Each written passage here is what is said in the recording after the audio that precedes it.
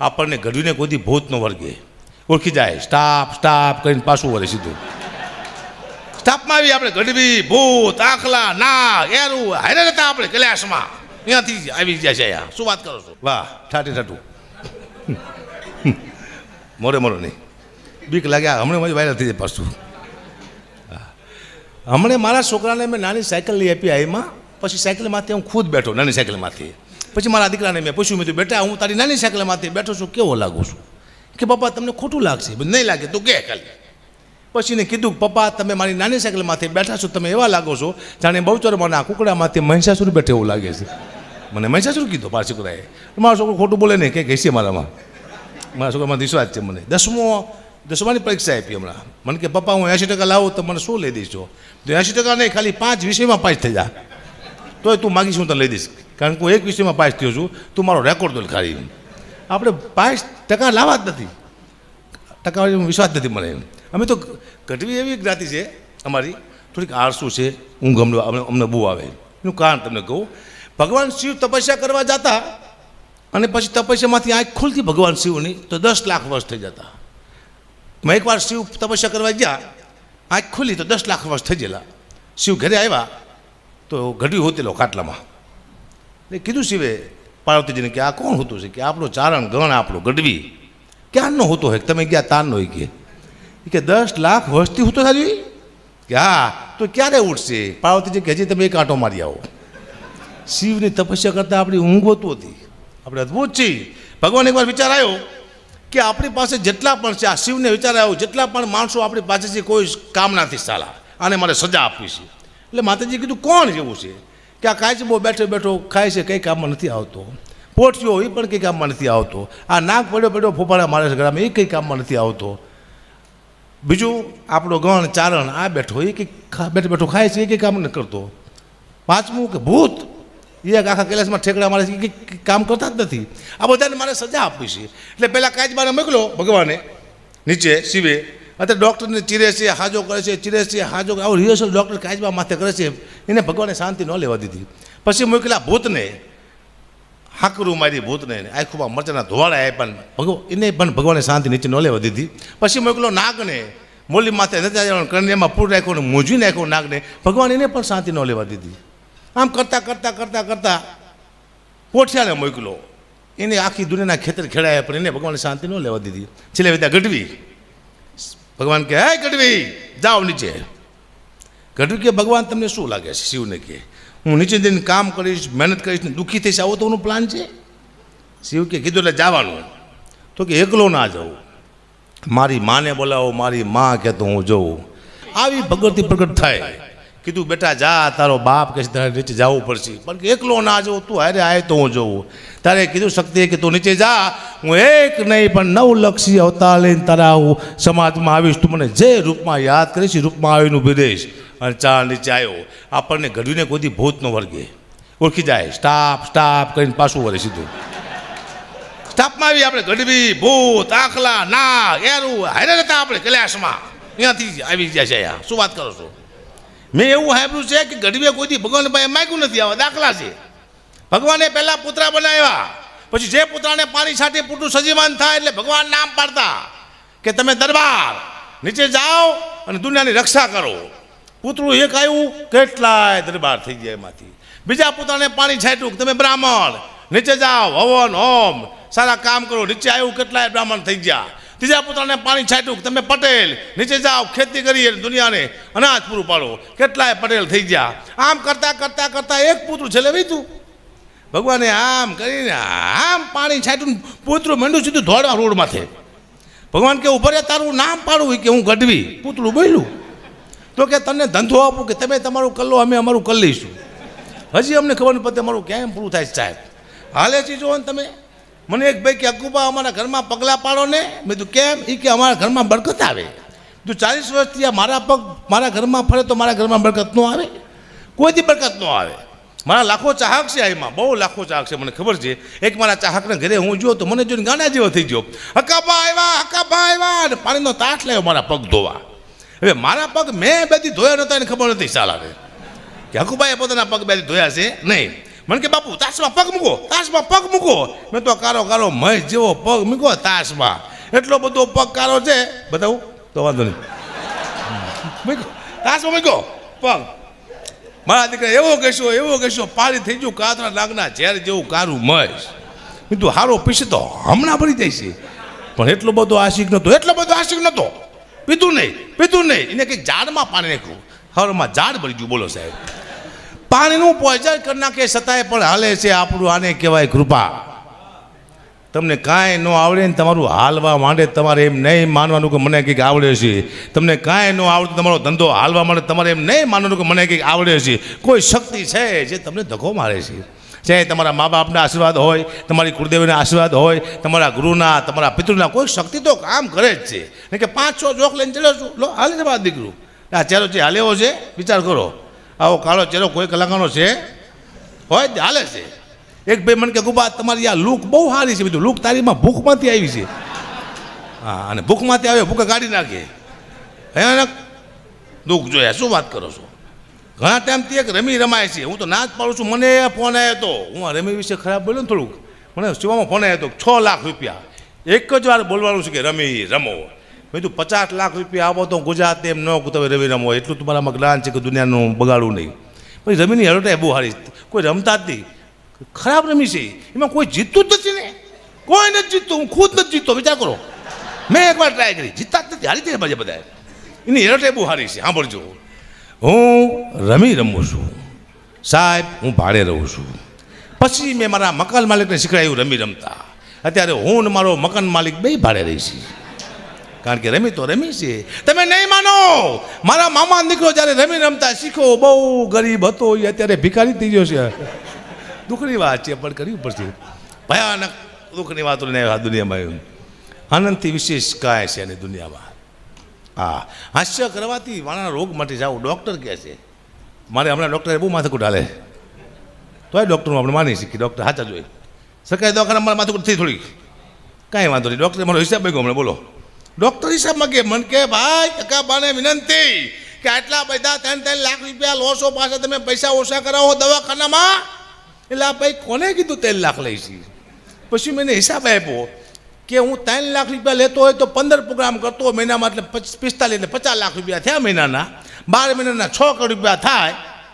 અને 20 વર્ષથી પ્રોગ્રામ કરું છું. આપણે 10 વર્ષ કરી એટલે 60 કરોડ રૂપિયા મારી પાસે થાય 10 વર્ષના. તો મને તો ખાલી 5 થી 6 કરોડ રૂપિયા આપણે બધું તો ઉપાડ્યા કીધું, જા ઉપાડ. નથી કોઈ આપતું. બાપા શું વાત કરો છો? પ્રોગ્રામ નથી આપતા. પ્રોગ્રામ આપે તો આ પૈસા વાતું થાય છે. 5 લાખ ને 8 લાખ ને પૂછો તો ખરા. એકવાર કોઈક 5 લાખ આપે એટલે શું આપણે રાજા થઈ ગયા? પરિવાર મફતમાં પ્રોગ્રામ કરે. મેં દાખલા છે અમારા. હું ઘણીવાર કહેતો હોય અહીંથી કે અહીંયા આમાં કદાચ 2 લાખ રૂપિયા નક્કી કર્યા હોય, અમને 1 રૂપિયો ન આપે તો મારું જાય શું? અમારું કોઈ રોકાણ નથી. પણ એ વાત હકીકતમાં ખોટી છે. હું તો આનંદ કરવા માટે કહું છું. કલાકારનું શું જાય હું તમને અત્યારે કહું ભાઈ. કલાકાર એક તો પહેલાં સારો બાપ નથી બની શકતો. પોતાના દીકરાને ખંભામાંથી તેડી નીકળ્યો એવો દાખલો નથી કલાકારનો. કલાકાર સારો ભાઈ નથી બની શકતો. 4 મહિના પહેલાં મેં તારીખ લીધી હોય, એમને ખબર નથી કે અમારા મામાના દીકરાના લગ્ન આવવાના, અમારી બેનના દીકરાના લગ્ન આવવાના છે, ભાણીના લગ્ન આવવાના છે. આમ લગ્ન આવે ને આમ અમારી તારીખ લીધેલી હોય, લગ્ન હોય, ભાણીના કોકના ઘરે ગીત ગાતા હોય. અમે કલાકાર વ્યવહારમાં નથી, હગા વાલામાં સંબંધીમાં અમે જઈ નથી શકતા. કલાકાર તહેવારમાં નથી. હા તમે એમ નો એમ કોકને ગાતો મારા દીકરાને ઘરે રહેવું જોઈએ. બહુ દુઃખની વાત છે, પણ કરવી પડશે. કારણ કે મને એક ફોન આવ્યો હતો. મને કે ભાઈ પ્રોગ્રામ કરવાનો છે, કેટલા પૈસા લઈશો? મેં તો 2.5 લાખ રૂપિયા. મને કે કુતરાના રોટલાનો પ્રોગ્રામ છે. મેં તો હું એમ જો નહીં કહી કે જે પૈસા ડાયરામાં ભેગા થાય છે ને રોટલા કરીને કૂતરાને નાખવાના છે. તો મેં તો 2.5 લાખ રૂપિયા આપજો. મને કે ગુબા તમને કૂતરામાં ખબર નથી પડતી શું? કે મેં તો કેમ શું 2.5 લાખ રૂપિયા? કે કંઈ બોલતા નહીં, 51,000 રૂપિયા આપજો ગુબા, એટલું કૂતરાનું માન રાખો. કે કાંઈ વાંધો નહીં કીધું. તો કૂતરાનું લઈ તો લીધું જ તે. આમ પાસે કોઈનું મૂકતા નથી. અમે 50,000 લીધા કૂતરાના. હું જો શિવરાજપુર સ્ટેજ માથે બેઠો તો મારી સામે 2 કૂતરા બેઠેલા. તો એક કૂતરાએ બીજા કૂતરાને પૂછ્યું કે તું આ લાંબા વારવાળીને ઓળખે? તે બીજો કૂતરો કે હા. કે આ કોણ છે? કે આપણામાં જે ભાગ પડાવવા માટે આવ્યો એ આ સાલો આપણે 50,000 લઈ ગયો એ. પછી મને 50 રૂપિયા આપ્યા. તે 50,000 રૂપિયા આપ્યા એટલે હું ઘઉં, ખાંડ, તેલ, ચોખા, ગોળ આવું લઈને મેં ઘરે આપ્યું. પણ 15 દિવસ સુધી હું મારા પરિવારને બાજ્યો બહુ. એટલે મારું પરિવાર ભાવ જેમ કૂતરા જેવો થઈ ગયો છે. કૂતરાનું ખાઈ ગયો એટલે કહેવાનો મતલબ કોનું ખાવું એ મહત્ત્વનું પડે, તમારો સ્વભાવ બદલી જશે, બધાનું નહીં ખાઈ જવાનું. 2:30 વાગ્યા પ્રોગ્રામ પૂરો થયો મારો, મને બહુ ભૂખ લાગી હતી, ગામડું હતું, હોટલ હતી નહીં, પણ એક આશ્રમ આવ્યો વચમાં. મેં તો અહીંયા ગાડી ઊભી રાખો, બાપુ આપણને ઓળખતા હશે. ગાડી ઊભી રાખી, બાપુ બહાર નીકળ્યા. મને કે ગુબા તમે આ ક્યાંથી? મેં તો બાપુ ભૂખ બહુ લાગી છે, કે રોટલા શાક તેરા છે, ગુબા બેસી જાઓ. 2:30 વાગે રોટલા શાક તૈયાર. હું તો બેસી ગયો. હવે મારે શું ટેવ, રોટલાનું બેટકું મૂકું, માથે શાક મૂકું ને આમ કરું. તે બાપુ મને કહે તમે શું કરો છો? મેં તો કૂતરાના ભાગનું કાઢું છું.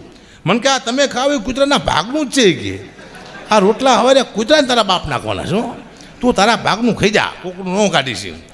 પછી મેં નક્કી કર્યું હું કોઈ દી કૂતરાના પ્રોગ્રામ નહીં કરું. ચાલો આવા 6-7 પ્રોગ્રામ કરું, હારો મને તો હડકવા હાલે. અને આવા 2-3 કલાકને હું બેઠકા ભલું આવ કરી શું વાત કરો, દુઃખની વાત છે, કરવી પડશે મારે, ભયાનક દુઃખની વાત છે. આ સ્ટેજમાં તે સૌથી વધુ મહેનત હોય ને આ લોકો, આમ જુઓ આ લોકોની છે. સૌથી ઓછા પૈસા હોય તો આમ ના છે. શું કરવા? આ લોકોની એકતા નથી સાહેબ. બાકી એકવાર એકતા કરે કે ભાઈ કોઈ કલાકારમાં હવે વગાડશું નહીં, કલાકાર આમને પગે લાગે, કારણ કે આને મને મારે હાલે નહીં. પણ સાહેબ એકતા નથી છે તો ભોગ તમારા તારે જાઓ. એકતા નહીં કરીને બેટા બે ભૂખ્યા પડી જઈશું, દુઃખની વાત છે, કરવી પડશે. બહુ ભયાનક દુઃખની વાત જીવનમાં નીકળ્યો છું. હમણાં મને એક ફોન આવ્યો હતો, મને કહ્યું ભાઈ ઉદ્ઘાટન કરવાનું છે. શીનું? શમશાનનું. કેમ? કે ધારાસભ્ય ના આવ્યા, તમારે આવવાનું છે. હું તો જો દેગામમાં શમશાનનું ઉદ્ઘાટન કરવા માટે અંદર જઈને રિબિન કાપી ખાટ દઈને શમશાનની આવી ગયો ઘેરે રિબિન કાપીનું. મહિના પછી મેં ફોન કર્યો, મેં તમારા ગામમાં કેવું ચાલે છે? મને કે અગુબા તમારા હાથ બહુ સારા છે. કીધું કાં લાઈન લાગી મારી દીકરી. હું એક ને બાળોતા બીજો મળે ને બીજા વાત ત્રીજો મરે. તો મેં ગઢવી કીધું અમારા હાથમાં બરકત હોય, શું વાત કરો છો? હારા ઉદ્ઘાટન કરાવો, મંદિરના કરાવો, મકાનના કરાવો, શમશાન નહીં તમારા બાપ ગામ સાફ કરી નાખશું. શું વાત કરો છો? દુઃખની વાત છે, પણ કરવી પડશે મારે, ભયાનક દુઃખની વાત છે. એવા હવે હમણાં દસુબા મારા મિત્ર છે, હું એક અપૈયાની વાત કરું છું અમારા કુટુંબનું, અને હું સત્ય કહી બોલો કે અપૈયો છે. 2 દાખલા જો મારા હગા ભતીજા બેઠા 2, અમે એકબીજાને ખાતા નથી. બોલો નથી ખાતા, આ બેઠા 2 હારે બે છે, હારે પણ જો એ મને સાંભળે છે, દાંતે કાઢે પણ મારું ખાય નહીં. નક્કી ખાવું છે એનું હું નથી ખાતો. એ મારા કાકા નીકળો અનિલ, હું અને દસુબા દરબાર નીકળ્યા તળે આબુ ફરવા. પછી એક હોટલ આવી, જમવા બેઠા, ₹1200 બિલ થયું. એટલે મારા કાકા નીકળ્યા, કીધું કે હું આપી દઉં. મેં તારું મારે ન ખવાય, તારા અપૈયા છે કીધું.